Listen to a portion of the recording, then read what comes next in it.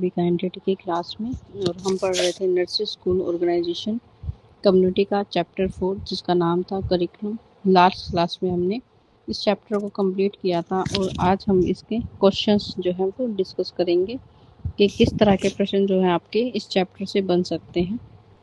तो सबसे पहला प्रश्न आपको देखने को मिल रहा है, पाठ्यक्रम के क्या मुख्य उद्देश्य होते हैं। पाठ्यक्रम के मुख्य उद्देश्य की जब हम बात करते हैं तो क्या ये केवल हमें ज्ञान प्रदान करता है, व्यक्ति के सर्वांगीण विकास की बात करता है, नैतिक चरित्र का निर्माण करता है या फिर उपरोक्त सभी। तो पाठ्यक्रम कैसा होना चाहिए? पाठ्यक्रम ऐसा होना चाहिए जो क्या करे, हमें केवल ज्ञान ही नहीं देता, हमारे पूरे व्यक्तित्व को क्या करे, वो प्रभावित करे, हमारे व्यक्तित्व के विकास में अपना योगदान दे और इसके साथ साथ ही क्या करे, आपके चरित्र का निर्माण भी करे। तो आप कह सकते हैं उपरोक्त सभी जो आंसर हैं हमारे वो क्या होंगे, ठीक होंगे और इसलिए हम ऑप्शन डी को जो है वो सिलेक्ट करेंगे। ठीक है,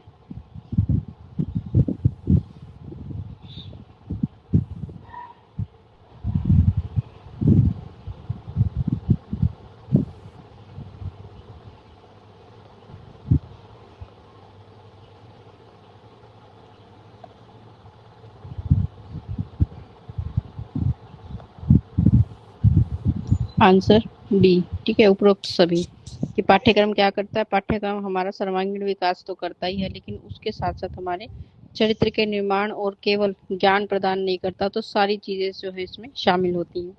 फिर पाठ्यक्रम के द्वारा कौन सी शक्ति का विकास किया जा सकता है, तो केवल मानसिक शक्तियों का, केवल सृजनात्मक शक्तियों का, मानसिक और सृजनात्मक दोनों या फिर उपरोक्त में से कोई नहीं। तो मानसिक विकास और सृजनात्मक दोनों की हमारी मानसिक गतिविधियों को भी क्या करता है, विकसित करता है और इसके साथ साथ हमारे क्रिएटिविटी को भी क्या करता है, बढ़ावा देता है। तीसरे प्रश्न में पाठ्यक्रम का जो उद्देश्य है क्या होना चाहिए, तो पाठ्यक्रम क्या केवल ज्ञान प्रदान करने वाला होना चाहिए, क्या व्यक्ति के सर्वांगीण विकास का होना चाहिए, समाज में योगदान देने का या फिर सभी। तो क्या होगा, ये हमारे समाज में योगदान देने का भी होना चाहिए, व्यक्ति के सर्वांगीण विकास, चरित्र के निर्माण की बात भी करता है और केवल ज्ञान प्रदान करने से ही नहीं, मतलब सारी चीजों को क्या करे, अपने अंदर शामिल करे। तो आप कह सकते हैं उपरोक्त सभी।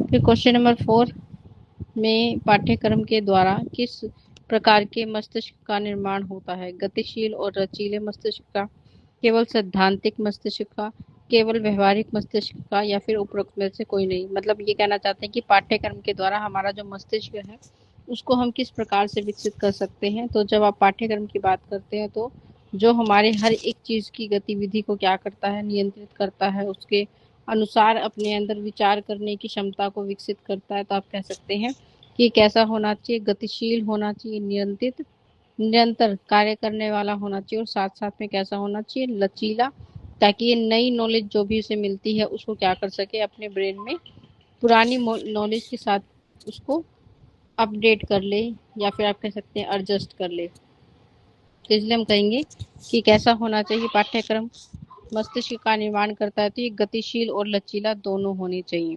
फिर पाठ्यक्रम का जो उद्देश्य है अन्वेषणों का सृजन करना, इसका क्या अर्थ है, तो पाठ्यक्रम का उद्देश्य है जिसमें अन्वेषणों का सृजन करना मतलब कुछ नया बनाना।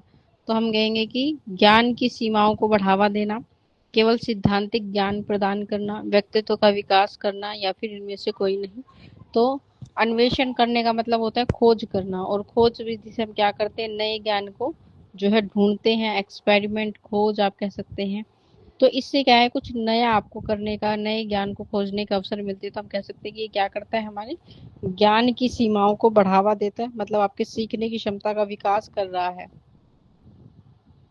फिर पाठ्यक्रम में उपयोगी क्रियाएं कौन कौन सी होती हैं, पाठ्यक्रम में उपयोगी क्रियाओं का प्रस्तुतिकरण क्यों महत्वपूर्ण है, तो ताकि बालक का वर्तमान और भावी जीवन जो है उपयोगी हो, ताकि बालक जो है वो केवल सिद्धांतिक ज्ञान, सिद्धांतिक यानी किसी प्रिंसिपल के आधारित पर जो ज्ञान आपको प्राप्त होता है सिद्धांत के आधार पर, उसकी बात हो रही है, ताकि बालक का व्यक्तित्व जो है विकसित हो या फिर उपरोक्त में से कोई नहीं।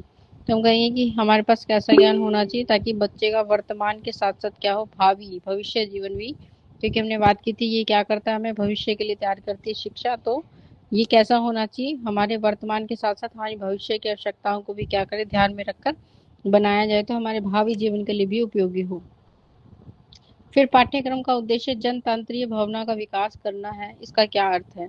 तो बालक में सामाजिक जिम्मेदारियों की भावनाओं को विकसित करना, बालक में नेतृत्व की क्षमता को विकसित करना, बालक में सहयोग और सहानुभूति विकसित करना, या फिर उपरोक्त में से सभी। तो जनतंत्र मतलब हर प्रकार के अधिकार की हम बात करते हैं कि लोगों के पास विचार करने की हर एक चीज का समान अवसर उसके पास होना चाहिए। तो आप कह सकते हैं कि क्या है, बालक के समाज की जिम्मेदारी की भावना को विकसित करना भी इसका उद्देश्य होता है। बच्चों में नेतृत्व की क्षमता का विकसित करना इसका उद्देश्य होता है, और इसके साथ ही बच्चों को सहयोग देना और सहानुभूति की भावना विकसित करना, यानी उपरोक्त सभी चीजों को विकसित करना क्या है, पाठ्यक्रम का उद्देश्य होता है। फिर पाठ्यक्रम का उद्देश्य शिक्षण प्रक्रिया को निर्धारण करना, या इसका क्या अर्थ है कि पाठ्यक्रम क्या करता है, हमारी शिक्षा की प्रक्रिया को निर्धारित करता है। मतलब हमारा जो पढ़ाने का मेथड है उसके चयन को, उसको चुनने में हमारी क्या करेगा, सहयोग करेगा। तो शिक्षक और छात्र के मध्य अंत प्रक्रिया का स्वरूप निर्धारित करता है कि छात्र और शिक्षक के बीच में जो क्रिया होगी उसको निर्धारित करता है। केवल शिक्षक की योग्यता का मूल्यांकन करता है या केवल छात्र की योग्यता का मूल्यांकन करता है, उपरोक्त में से कोई नहीं। तो जब हम बात करते हैं पाठ्यक्रम के उद्देश्य की, जिसमें शिक्षण प्रक्रिया क्या निर्धारित करती है, वो छात्र और शिक्षक के मध्य होने वाली क्रिया का जो है निर्धारण करती है कि अध्यापक क्या पढ़ाएगा, बच्चे को क्या सिखाया जाएगा, उसका निर्धारण पाठ्यक्रम करता है। फिर पाठ्यक्रम के द्वारा बालक की कौन सी शक्ति का विकास होता है, तो हम देखते हैं कि क्या केवल शारीरिक शक्तियों का विकास करता है, केवल मानसिक शक्तियों का विकास करता है, या शारीरिक मानसिक दोनों शक्तियों का, या फिर उपरोक्त में से कुछ नहीं। तो पाठ्यक्रम की जब भी हम बात करते हैं तो वो हमारे सर्वांगीण विकास करने वाला होना चाहिए, जिसमें हमारी शारीरिक और मानसिक हर प्रकार की जो शक्तियां होती हैं या फिर क्वालिटीज होती हैं उनको विकसित करना पाठ्यक्रम का उद्देश्य होता है। फिर पाठ्यक्रम का मुख्य उद्देश्य क्या होना चाहिए, क्या बालक को ज्ञान प्रदान करना, क्या बालक के व्यक्तित्व को विकसित करना, बालक को समाज में योगदान देने के लिए तैयार करना, या फिर उपरोक्त में से सभी। तो हम ये देखते हैं कि पाठ्यक्रम का मुख्य उद्देश्य बच्चे को ज्ञान प्रदान करना, उसके व्यक्तित्व का विकास करना और समाज में योगदान देना, सभी उपरोक्त सभी जो है हमारे सही हैं। फिर पाठ्यक्रम के सर्वांगीण विकास के सिद्धांत का क्या अर्थ है? सर्वांगीण विकास यानी जो क्या करें, हमारे शरीर, मानसिक, बुद्धि, अध्यात्म हर तरह के विकास को ध्यान में रखें। तो क्या केवल शारीरिक विकास पर ध्यान देना इसका मतलब होता है कि आत्मिक, बौद्धिक और शारीरिक दृष्टि से सर्वांगीण विकास को फोकस करता है, केवल नैतिक मूल्य पर ध्यान केंद्रित करता है, या फिर उपरोक्त में से कोई नहीं। तो जब हम बात करते हैं सर्वांगीण विकास की, सर्वांगीण विकास यानी आपकी आत्मा को, आपकी बुद्धि को, आपके व्यक्तित्व, शारीरिक दृष्टिकोण से क्या करे, वो आपको शिक्षित करे, उसी को हम क्या कहते हैं, सर्वांगीण विकास कहते हैं। पाठ्यक्रम में संरक्षण का सिद्धांत का क्या महत्व होता है? संरक्षण मतलब सुरक्षित रखना किसी चीज को। तो छात्रों को मानव जाति के अतीत का ज्ञान कराना, छात्रों को केवल वर्तमान जीवन का ज्ञान कराना, छात्रों को भविष्य के लिए तैयार करना, या फिर उपरोक्त में से कुछ नहीं। तो आप ये कहेंगे कि जब हम बात करते हैं किसकी संरक्षण की, तो संरक्षण किसका चाहिए, हमें अपनी संस्कृति का संरक्षण करना है, कल्चर का, अपने रीति रिवाजों का। तो हम कहेंगे कि हमारी जो मानव जाति है उसके अतीत के जीवन का क्या कराना, ज्ञान कराना, कि जो पहले रीति रिवाज या फिर जो भी घटनाएं घट चुकी हैं उनसे क्या कराना, उसको अवगत कराना। तो इसे क्या कहते हैं, संरक्षण के सिद्धांत का महत्व इसलिए है ताकि हम नई पीढ़ी को पुराने रीति रिवाजों या फिर पहले जो मानव जाति ने चीजें करी हैं उनसे उसको क्या कराएं, अवगत कराएं। तो पाठ्यक्रम में नैतिक और धार्मिक शिक्षा का प्रावधान क्यों जरूरी है? ताकि छात्र को नैतिक मूल्यों को समझ सके, ताकि छात्र धार्मिक मूल्यों को समझ सके, या फिर छात्र नैतिक और धार्मिक दोनों मूल्यों को समझ सके, उपरोक्त में से कोई भी नहीं। तो जब हम बात करते हैं किसकी, कि करिकुलम हमारा कैसा होना चाहिए, सर्वांगीण विकास वाला होना चाहिए, तो हम कहेंगे कि ये कैसा होना चाहिए, ये हमारे नैतिक और धार्मिक दोनों मूल्यों को क्या करता है, शामिल करता है, जिससे व्यक्ति का क्या होगा, नैतिक मूल्यों का भी विकास होगा और साथ साथ में उसके धार्मिक जो मूल्य हैं उनको भी ये क्या करेगा, विकसित करेगा। तो दोनों प्रकार की चीजों से क्या कराएगा, ये अवगत कराएगा। क्वेश्चन नंबर 14, वर्तमान पाठ्यक्रम एक एक क्या प्रमुख समस्या देखने को मिलती है। तो वर्तमान में जो पाठ्यक्रम है हमने पढ़ा था उसमें बहुत सारी सीमाएं आपको देखने को मिलती हैं, उसमें बहुत सारे हमने ड्रॉबैक देखे थे, दोष भी आपने पढ़े थे। तो ये परीक्षाओं के दृष्टिकोण से बनाया जाता है, यह बालकों के सर्वांगीण विकास की दृष्टि से उपयुक्त है, यह नैतिक शिक्षा पर केंद्रित है, या फिर उपरोक्त में से कुछ भी नहीं। तो हमने देखा था कि अभी प्रेजेंट में जो पाठ्यक्रम हमारे पास है वर्तमान में, वो केवल परीक्षा की दृष्टि से बनाया गया है और केवल नंबर प्राप्त करना उसका क्या होता है, उद्देश्य होता है।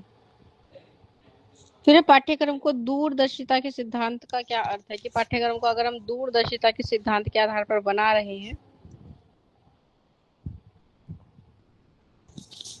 तो कैसा पाठ्यक्रम होगा।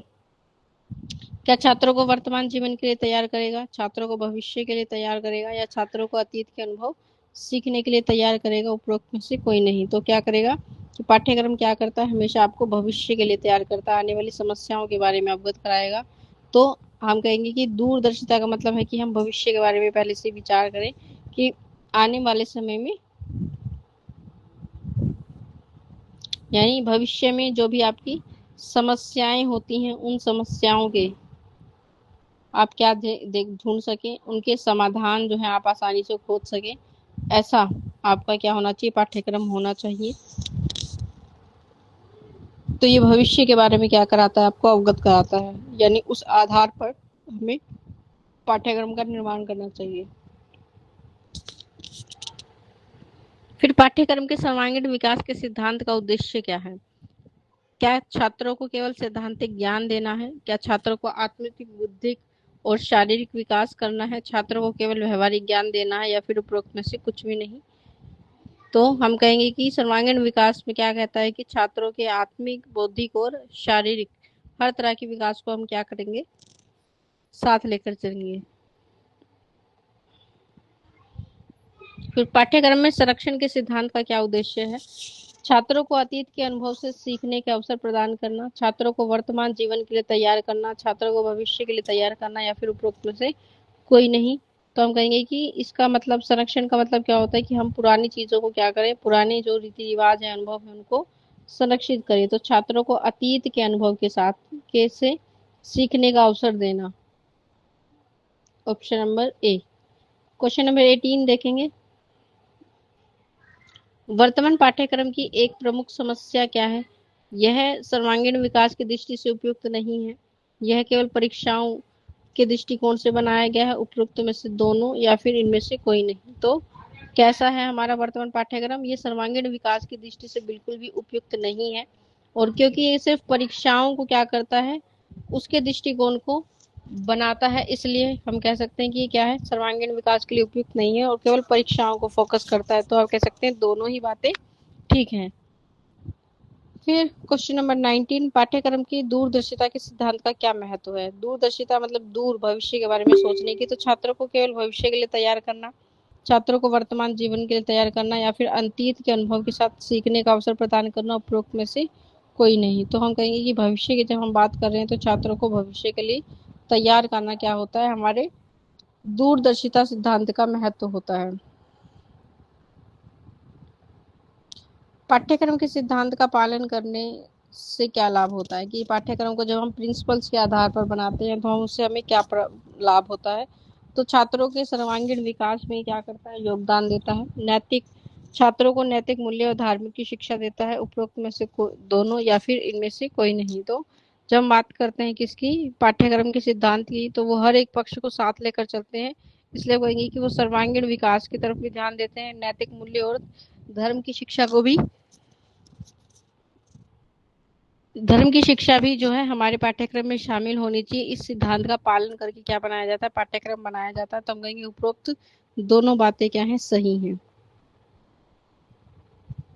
तो विषय केंद्रित पाठ्यक्रम की क्या विशेषता होती है, इसमें बच्चे की क्रियाओं और अनुभव पर बल दिया जाता है। इसमें विषयों और पाठ्यक्रम को व्यवस्थित करने पर ध्यान दिया जाता है। इसमें बालक को प्रमुख स्थान दिया जाता है या उपरोक्त में से कोई नहीं। तो कल हमने पढ़ा था विषय आधारित पाठ्यक्रम के बारे में, जिसमें हमने ये देखा था कि इसमें केवल विषयों और पाठ्य पुस्तकों के क्या किया जाता है, व्यवस्थित की हर एक चीज जो है उसमें विषय को प्रमुखता दी जाएगी। विषय जो है वो हमारे लिए ज्यादा महत्वपूर्ण होते हैं।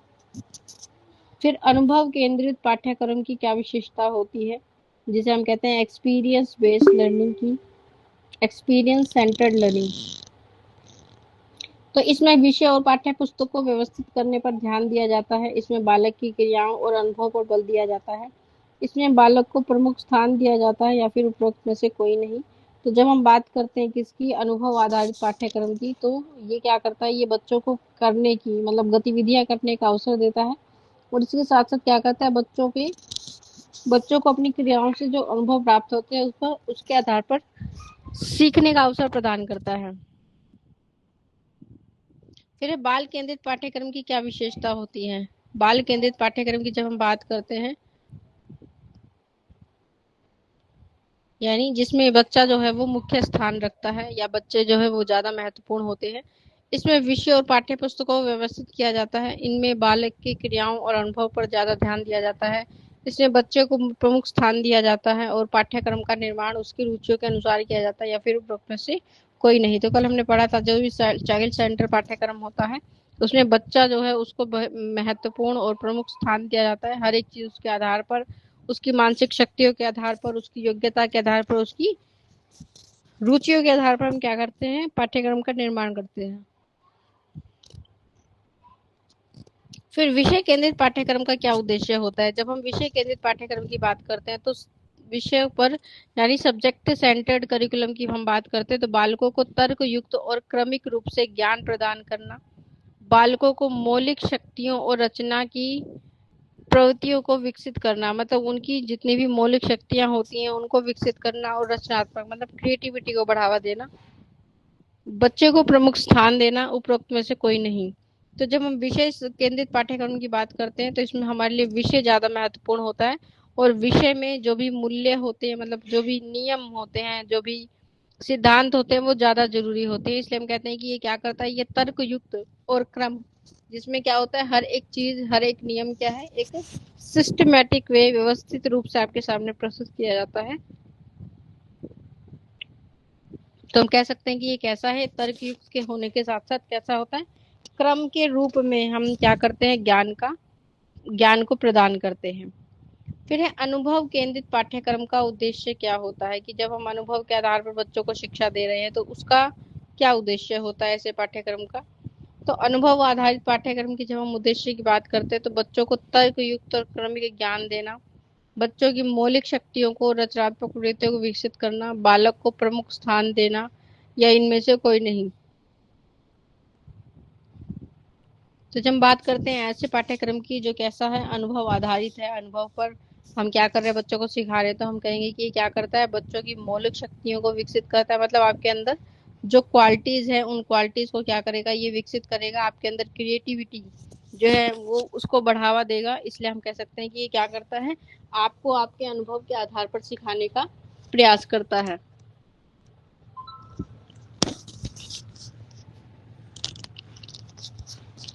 क्वेश्चन नंबर 26, बाल केंद्रित पाठ्यक्रम का मुख्य उद्देश्य क्या होता है। बाल केंद्रित पाठ्यक्रम का चाइल्ड सेंटर जब करिकुलम की हम बात करते हैं तो बालकों को तर्कयुक्त और क्रमिक ज्ञान देना, बालकों की मौलिक शक्ति और रचनात्मक प्रवृत्ति को विकसित करना, बालक की रुचि और आवश्यकता के अनुसार पाठ्यक्रम का निर्माण करना, या फिर उपरोक्त में से कोई नहीं। तो हम ये देखेंगे बालक आधारित या फिर बाल केंद्रित पाठ्यक्रम की जब हम बात करते हैं तो ये क्या करता है, बच्चों की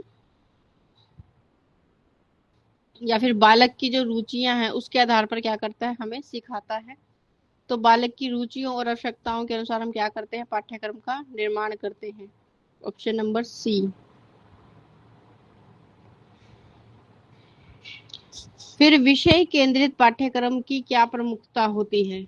तो विषय केंद्रित पाठ्यक्रम जिसमें बालक की रुचियों पर ध्यान दिया जाता है, विषयों और पाठ्यक्रम को महत्व दिया जाता है, और बालक की क्रियाओं को महत्वपूर्ण स्थान दिया जाएगा या फिर उपरोक्त में से कोई नहीं। तो हम देखते हैं विषय यानी कि सब्जेक्ट की बात हो रही है और सब्जेक्ट के सेंटर्ड पाठ्यक्रम किसको महत्व देता है, विषय को महत्व देता है। और विषय पर क्या है, जो पुस्तकें लिखी जाती हैं उनको ज्यादा महत्व स्थान जहाँ पर दिया जाता है।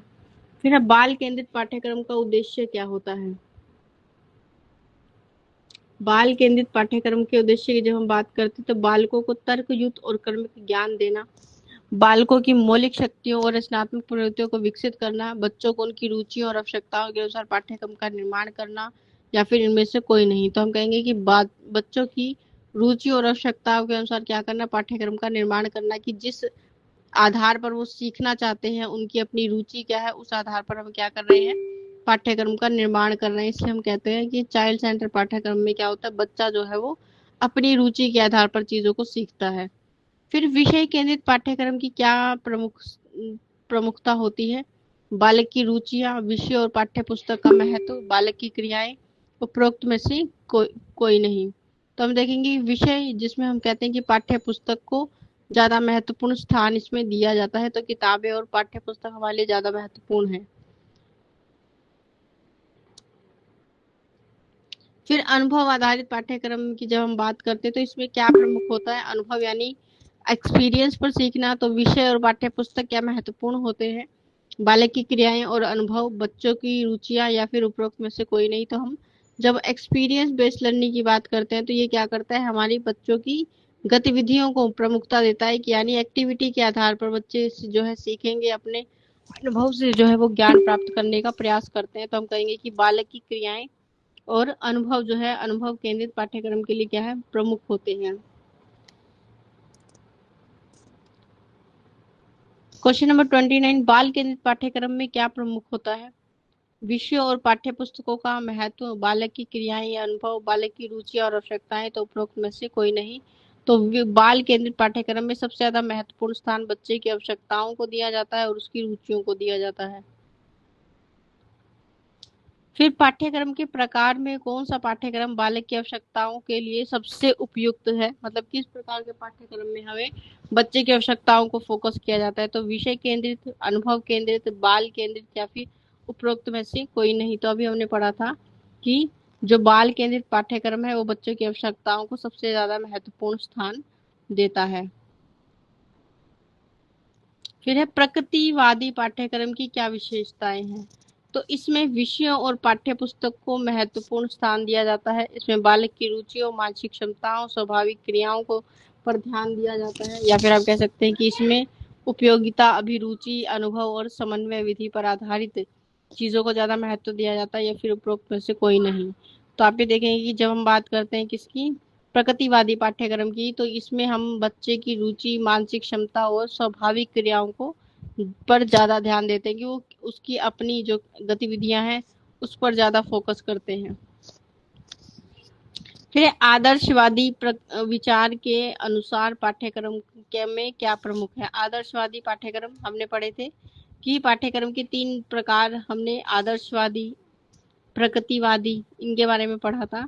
तो आदर्शवादी पाठ्यक्रम की जब हम बात करते हैं तो क्या इसमें विषय और गणित, विज्ञान और गणित ज्यादा महत्वपूर्ण है, इतिहास, भूगोल और साहित्य, संगीत महत्वपूर्ण है, उपयोगिता और अनुभव महत्वपूर्ण है, या फिर उपरोक्त में से कोई नहीं।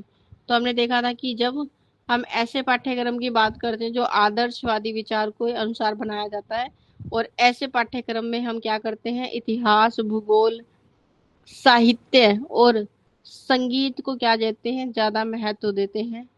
उस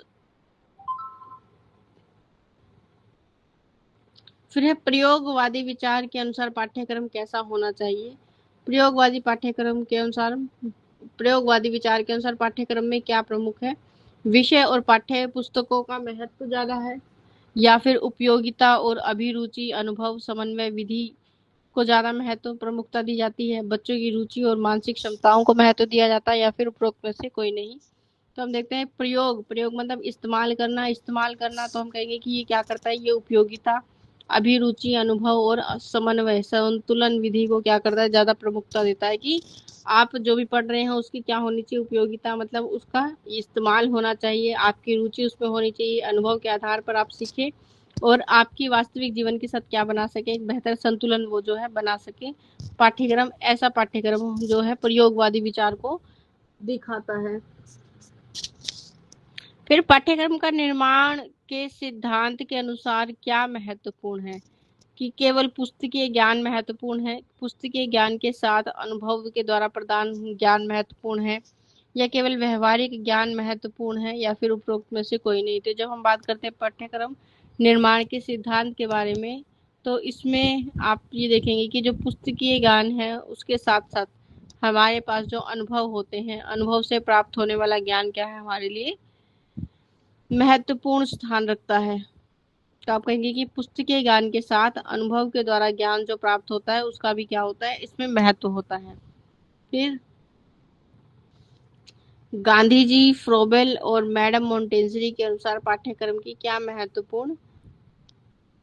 महत्वपूर्णता है, क्या इंपॉर्टेंस है। तो विषय और पाठ्य पुस्तक ज्यादा महत्वपूर्ण है, प्रक्रियाओं को महत्व दिया है, उपयोगिता या अनुभव को महत्व दिया है, या फिर उपरोक्त में से कोई नहीं। तो जब हम बात करते हैं किसकी, गांधी जी की, मैडम मोंटेसरी की या फ्रोबेल की, तो ये तीनों क्या कहते हैं कि गतिविधि के आधार पर, मतलब एक्टिविटी बेस्ड लर्निंग को हम क्या करना चाहिए, प्रमोट करना चाहिए। तो आप कहेंगे प्रक्रिया को क्या ज्यादा ज्यादा महत्व देते हैं, मतलब गतिविधियों को, एक्टिविटीज को क्या करते हैं, ज्यादा इंपॉर्टेंस देते हैं। फिर हम बात करेंगे प्रकृतिवादी पाठ्यक्रम में लर्निंग बाय डूइंग का क्या अर्थ होता है, या इस सिद्धांत का क्या महत्व होता है। तो केवल पुस्तकों का ज्ञान प्राप्त करना, अनुभव और क्रियाओं को माध्यम से ज्ञान प्राप्त करना, शिक्षक निर्देशों का पालन करना, या फिर उपरोक्त में से कोई नहीं। तो लर्निंग बाय डूइंग का मतलब होता है कि गतिविधि, एक्टिविटी आप कर रहे हैं, उससे जो अनुभव मिल रहा है उस अनुभव से सीखना। तो अनुभव और क्रियाओं के माध्यम से क्या करना, ज्ञान प्राप्त करने को हम लर्निंग बाय डूइंग के सिद्धांत में रखते हैं। फिर आदर्शवादी विचारधारा के अनुसार पाठ्यक्रम का मुख्य उद्देश्य क्या होगा। आदर्शवादी विचारधारा की जब हम बात करते हैं तो व्यवहारिक ज्ञान क्या प्रदान करता है, बौद्धिक सांस्कृतिक विकास के लिए जरूरी है, या उपयोगिता और अनुभव पर ध्यान केंद्रित करता है, या फिर इनमें से कोई नहीं। तो जब हम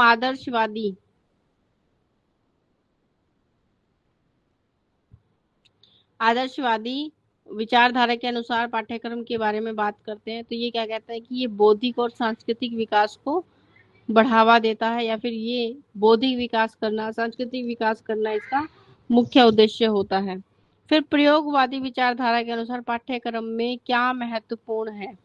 प्रयोगवादी विचारधारा की जब हम बात करते हैं, जिसमें हम कहते हैं कि हम क्या कर रहे हैं, अपने ज्ञान का इस्तेमाल कर सकें, उसका यूटिलाइजेशन कर सकें।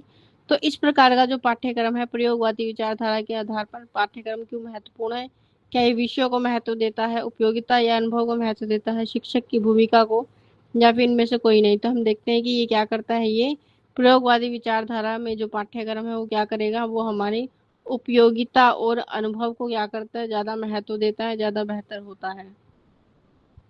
फिर पाठ्यक्रम निर्माण में समन्वय विधि का क्या अर्थ होता है। पाठ्यक्रम निर्माण में समन्वय विधि विभिन्न विषयों को अलग अलग करना, विभिन्न विषयों को एक साथ जोड़ना, विषय केवल एक ही विषय पर ध्यान केंद्रित करना, या फिर उपरोक्त में से कोई नहीं। तो हम ये देखेंगे कि जब हम समन्वय विधि की बात करते हैं तो विभिन्न विषयों को एक साथ जोड़ना, जिसे आप एकीकरण का नाम देते हैं, इसी को हम क्या कहते हैं, समन्वय कहते हैं। मतलब एक संतुलन बनाना हर एक चीज में, ताकि हम हर एक चीज को दूसरी चीज से क्या कर पाए, कनेक्ट कर पाए। फिर पाठ्यक्रम निर्माण में बालक की आवश्यकताओं और रुचियों को ध्यान में रख के क्या महत्व होता है। तो क्या इससे बालक के सर्वांगीण विकास को फोकस किया जाता है, इससे बच्चे की रुचियों को बढ़ावा मिलता है, इससे बालक की आवश्यकताओं को पूरा किया जाता है, करने में मदद मिलती है, या फिर उपरोक्त में से सभी। तो आप ये देखेंगे कि ऐसा पाठ्यक्रम जब हम बना रहे हैं बच्चों की आवश्यकताओं और रुचियों को ध्यान में रखकर, तो क्या करेगा, उसका सर्वांगीण विकास भी करेगा, उसके बालक की रुचियों को बढ़ावा देगा, और इसके साथ साथ क्या करेगा, उसकी आवश्यकताओं को ध्यान में रखकर बनाया जाएगा। तो हम कहेंगे उपरोक्त सभी जो है पाठ्यक्रम की आवश्यकताओं और रुचियों के लिए महत्वपूर्ण स्थान रखते हैं। फिर वर्तमान पाठ्यक्रम में आपको क्या एक कमी देखने को मिलती है, ठीक है, बहुत सारे ड्रॉबैक हमने पढ़े थे, तो उनमें से कोई एक कमी जो हमें याद दी गई है, इनमें सामाजिकता का अभाव है, इसमें धार्मिक शिक्षा का अधिक महत्व है, इसमें व्यावसायिक विषयों का अधिक महत्व है, या फिर उपरोक्त में से कोई नहीं। तो हम ये देखते हैं कि इसमें क्या है, इसमें सामाजिकता मतलब समाज के आधार पर शिक्षा की बात इसमें नहीं की जाती। समाज की आवश्यकताओं को पूरा करने वाली जो शिक्षा है उसको हम ज्यादा महत्व नहीं देते हैं, विषयों को ज्यादा महत्व दिया जाता है। फिर पाठ्यक्रम, पाठ्यक्रम सुधार के लिए क्या महत्वपूर्ण है, कि हम अगर अपने पाठ्यक्रम में क्या करना चाहते हैं, सुधार करना चाहते हैं, तो उसके लिए क्या इंपॉर्टेंट है। पाठ्यक्रम लचीला और परिवर्तनशील होना चाहिए, पाठ्यक्रम में केवल सैद्धांतिक ज्ञान होना चाहिए, या फिर पाठ्यक्रम केवल व्यवहारिक चीजों पर आधारित होना चाहिए, या फिर उपरोक्त में से कोई नहीं। तो पाठ्यक्रम कैसा होना चाहिए, लचीला होना चाहिए, परिवर्तनशील होना चाहिए, ताकि हम क्या कर सकें, उपयुक्त सुधार अगर आप लाना चाहते हैं तो उसके अंदर क्या है, परिवर्तन करने का नियम होना चाहिए, और परिवर्तन से क्या होगा, ये फ्लेक्सिबिलिटी जो है पाठ्यक्रम में देखने को मिलेगी। फिर पाठ्यक्रम में क्या शामिल करने के से छात्र का सर्वांगीण विकास जो है वो होता है। तो केवल शैक्षिक गतिविधियों को, विषय को शामिल करना, शैक्षिक और व्यावसायिक विषय शामिल करना, केवल व्यावसायिक विषय, या फिर उपरोक्त में से कोई नहीं। तो पाठ्यक्रम में क्या शामिल करने से उसका सर्वांगीण विकास होगा, बच्चे की शैक्षिक और व्यावसायिक विषय दोनों को, कि शिक्षा के आधार पर भी हम क्या करें, चीजों को उसमें ऐड किया जाए, और इसके साथ साथ व्यवसाय के आधार पर जो अलग अलग तरह की गतिविधियां होती हैं उसको भी क्या दी जाए, इसमें स्थान दिया जाए, या फिर आप कह सकते हैं उनको भी क्या दी जाए, प्रमुखता जो है दी जाए, ताकि एक अच्छी शिक्षा की व्यवस्था की जा सके, एक अच्छे पाठ्यक्रम का निर्माण जो है वो किया जा सके।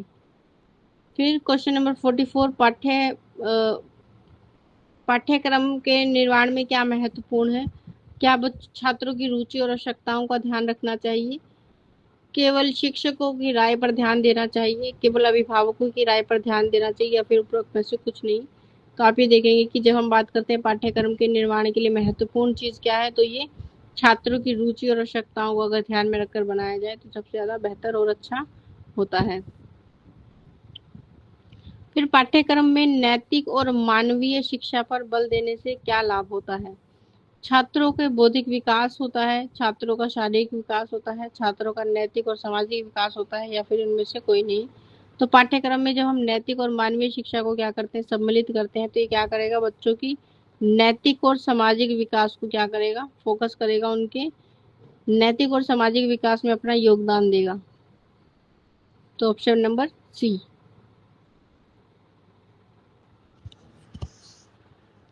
फिर पाठ्यक्रम में लचीला और परिवर्तनशील होना क्यों महत्वपूर्ण है। तो अभी ना हमने देखा था कि अगर हम परिवर्तन सुधार लेकर आना चाहते हैं तो इसके लिए क्या जरूरी है, पाठ्यक्रम कैसा होना चाहिए, लचीला और परिवर्तनशील होना चाहिए। तो ताकि पाठ्यक्रम छात्रों की आवश्यकताओं के अनुसार बदला जा सके, ताकि पाठ्यक्रम केवल सैद्धांतिक ज्ञान पर दिया जा सके, ताकि पाठ्यक्रम केवल व्यवहारिक ज्ञान जो है उसको देने पर ध्यान दे, उपरोक्त में से कोई नहीं। तो जब हम बात करते हैं पाठ्यक्रम कैसा होना चाहिए, लचीला और परिवर्तनशील होना चाहिए, तो ऐसा इसलिए होना चाहिए ताकि हम पाठ्यक्रम छात्रों की आवश्यकताओं के अनुसार जो है उसको बदला जा सके। मतलब अगर समाज की या छात्र की आवश्यकताएं बदल रही हैं तो उस बदलाव के आधार पर हम क्या करें, अपने पाठ्यक्रम में भी बदलाव लेकर आए, ताकि हम वर्तमान की जो शिक्षा की आवश्यकताएं हैं या बच्चे की जो आवश्यकताएं हैं उनको पूरा कर सकें। फिर पाठ्यक्रम में सामाजिक जीवन से संबंधित विषयों को शामिल करने से क्या लाभ है। छात्रों को समाज के बारे में जानकारी मिलती है, छात्रों को व्यवहारिक ज्ञान मिलता है, छात्रों को सामाजिक विकास होता है, या फिर उपरोक्त में से सभी। तो जब आप क्या करते हैं, किसी भी पाठ्यक्रम में अगर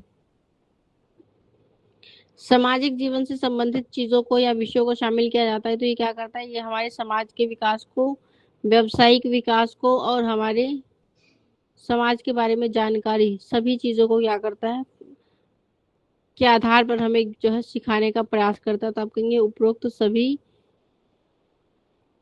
बातें ठीक है। फिर पाठ्यक्रम में विभिन्न प्रवृत्तियों का विकास करने से क्या लाभ है। तो छात्रों की प्रतिभा का विकास होता है, छात्रों की रुचियों का विकास होता है, छात्रों का सर्वांगीण विकास होता है, या फिर उपरोक्त सभी। तो जब हम क्या करते हैं, बच्चों को उनकी प्रवृत्ति मतलब उनकी क्षमता के आधार पर सीखने का या विकसित होने का अवसर देते हैं, तो ये क्या करता है, उपरोक्त सभी उनका प्रतिभा का भी विकास भी करेगा, उनकी रुचि का विकास भी करेगा, आप कह सकते हैं उनके सर्वांगीण विकास में क्या कर रहा है, अपना योगदान दे रहा है। पाठ्यक्रम में आदर्श पुस्तकें तैयार करने से क्या लाभ होता है। छात्रों को अच्छी पुस्तकें मिलती हैं, छात्रों को गुणात्मक शिक्षा मिलती है, छात्रों को ज्ञान बढ़ता है, या फिर उपरोक्त सभी। तो जब आप अच्छी पुस्तकों का, अच्छी पाठ्य पुस्तक का निर्माण करते हैं बच्चों के लिए, तो ये क्या करेंगी, अच्छी पुस्तकें जो है वो भी मिलती है, उसके अंदर एक क्वालिटी ऑफ एजुकेशन आपको देखने को मिलती है, छात्रों का जो है ज्ञान यानी सीखने का जो स्तर है वो क्या होता है, बढ़ता है। फिर क्वेश्चन नंबर 50, पाठ्यक्रम में बच्चों, बालक और बालिकाओं की रुचि पर ध्यान देने से क्या लाभ होगा। तो छात्रों की रुचियों का विकास होता है, छात्रों का सर्वांगीण विकास होता है, छात्रों की प्रतिभा का विकास होता है, उपरोक्त में से सभी। तो जब आप क्या करते हैं, बच्चों के या फिर बालक या बालिकाओं की रुचियों पर ध्यान देते हैं, तो ये उनकी रुचियों के अनुसार उनको विकसित करता है, सर्वांगीण विकास करता है, बल्कि उनके प्रतिभा के विकास को भी क्या करता है, विकसित करता है। तो उनके अंदर कोई क्वालिटी है, उस क्वालिटी को क्या करेगा, ये विकसित करेगा। फिर पाठ्यक्रम में व्यावसायिक शिक्षा को शामिल करने से क्या लाभ होता है। अगर आप वोकेशनल कोर्स को क्या करते हैं, पाठ्यक्रम में ऐड करते हैं, तो इससे क्या लाभ होगा, छात्रों को रोजगार के अवसर मिलते हैं, छात्रों को आर्थिक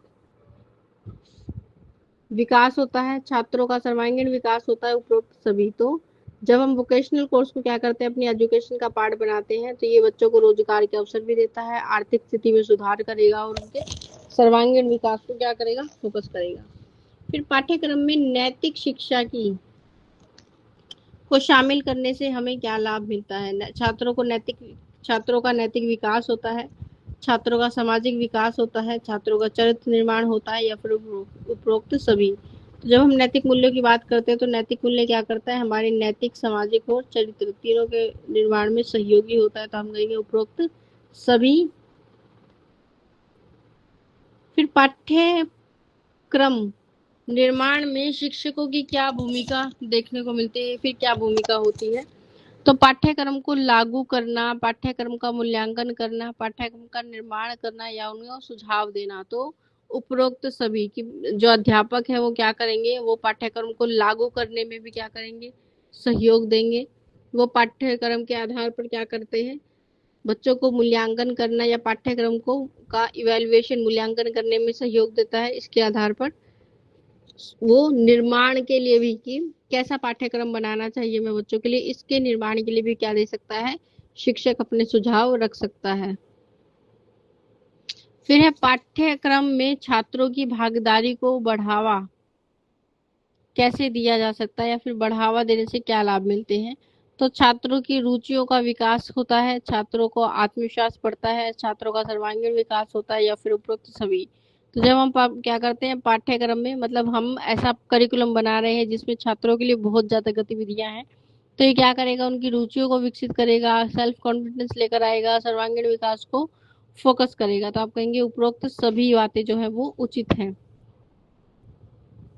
फिर पाठ्यक्रम का निर्माण नियमित मूल्यांकन करने से क्या लाभ है। पाठ्यक्रम की गुणवत्ता में सुधार लाया जा सकता है, छात्रों की आवश्यकताओं का पता लगाया जा सकता है, पाठ्यक्रम को समय अनुसार अद्यतन किया जा सकता है, या फिर उपरोक्त सभी। तो आप कहेंगे कि जब हम पाठ्यक्रम में क्या करते हैं, नियमित मूल्यांकन, मतलब टाइम टू टाइम क्या होता है, जैसे आपके एग्जाम्स होते हैं, आपके टेस्ट होते हैं, ये क्या है, मूल्यांकन का तरीका है, और इनका क्या होता है, पहले से ही समय निर्धारित कर लिया जाता है। तो हम कहेंगे उपरोक्त सभी जो बातें हैं वो क्या कहें, बिल्कुल ठीक है, कि पाठ्यक्रम गुणवत्ता में सुधार करेगा, आवश्यकताओं का पता लगाएगा, और पाठ्यक्रम क्या है, समय के अनुसार जो है वो उसको पूरा किया